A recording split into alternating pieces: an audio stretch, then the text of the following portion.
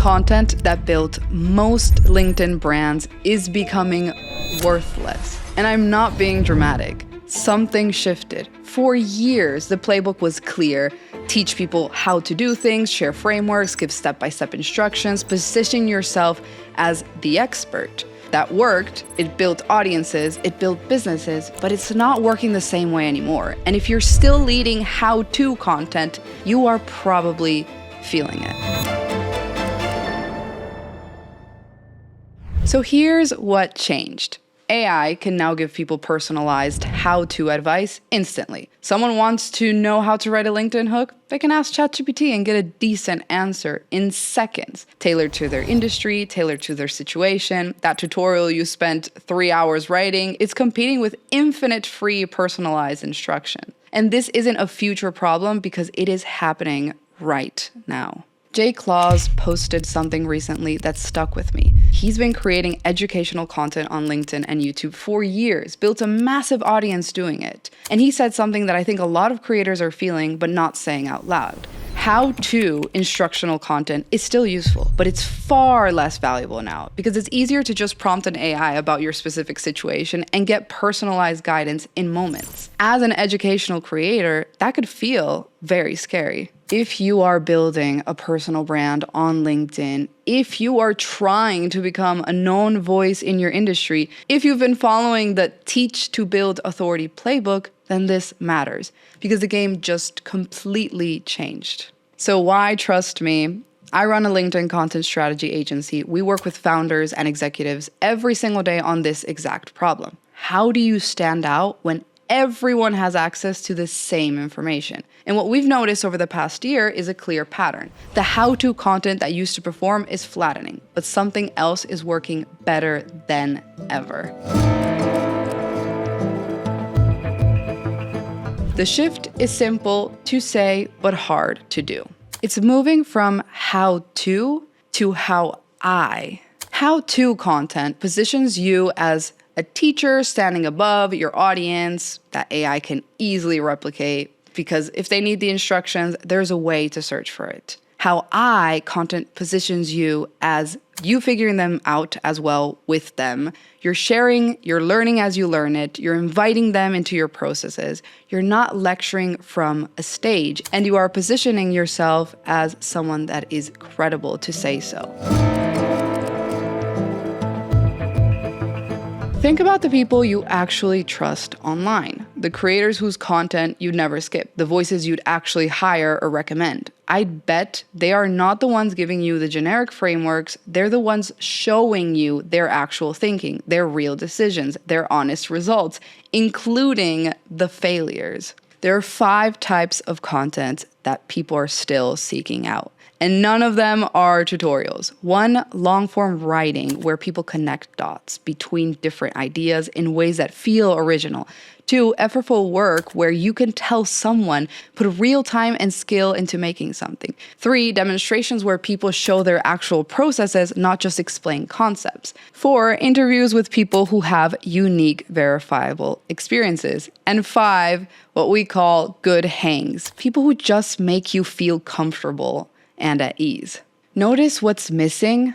The step-by-step instructions with 0 personality, the 7 ways to do something. That stuff has its place, but it doesn't really create connection and doesn't make you trustworthy because you're not explaining why you do this and how you do it. So what does this actually look like in practice? Let me give you some clear examples. Instead of how to write a LinkedIn hook that stops the scroll, try I tested 47 hooks last month. Here's what I learned about my audience. Instead of the 5-step framework for client onboarding, try we changed our onboarding process after losing a client. Here's what we do differently now. Instead of how to price your services, try I raised my prices 40% and lost 2 clients.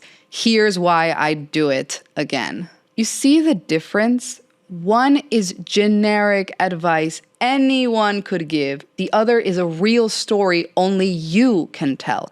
One positions you as an expert dispensing wisdom. The other positions you as a practitioner sharing your journey. One can be replaced by AI. The other cannot. And there is something else happening here that we need to talk about. How I requires vulnerability, and that's exactly why it works. When Jay wrote that post, he said something that most creators would never admit publicly. He said he feels less confident and less qualified to teach right now because things are changing so fast. That's not weakness, that's honesty, and it made me trust him more, not less. He literally said, I'll be embodying the role of a teacher less in this season. Right now, I feel like I'm back to being a student, a friend on a parallel journey. And that is the shift from guru to guide, from expert to fellow traveler. And counterintuitively, that positioning is more powerful right now than the I have all the answers approach ever was. Because everyone is figuring this out. The landscape is changing fast. Anyone who claims to have it all figured out sounds out of touch. There's a strategic reason why this matters beyond just vibes and trust. How-I content is AI proof. How-to content is not. And here's something we've been thinking about a lot. LinkedIn is now the second most cited source in AI overviews. That means your content isn't just competing for attention in the feed, it's potentially training the AI systems that will make recommendations to your future buyers. Generic how-to content gets absorbed and summarized. Your frameworks become everyone's frameworks. But how-I content, that becomes a citation, a source, a specific example that AI references because it's unique to you. You become the case study and not the commodity. So, how do you actually make the shift if you've been doing how-to content for years? First, start documenting more than instructing. The next time you solve a problem for a client or make a decision in your business, write about it. Write about what you actually did, not what people should do, what you did, why you did it, and what happened. Second, share your learning in real time. You don't need to have figured something out before you post about it. Some of the best content comes from being in the middle of a challenge and sharing what you are discovering along the way. Third, include the failures. Your wins are important, but your losses are what make you relatable. Every audience is tired of people who only show the highlight reel. The mess is where the trust actually gets built. Fourth, show your actual work. Don't just explain your process, demonstrate it, screen share, show the document, walk through the real example. Let people see how you actually think, not just hear you describe it. What we're really talking about here is a shift in what creates value. Information used to be scarce. If you had knowledge other people didn't have, you could build a brand just by sharing it. Information is abundant now. Anyone can get the how-to in seconds. What's scarce now is trust, real experience, a genuine point of view earned through actually doing the work. And that's what people are hungry for.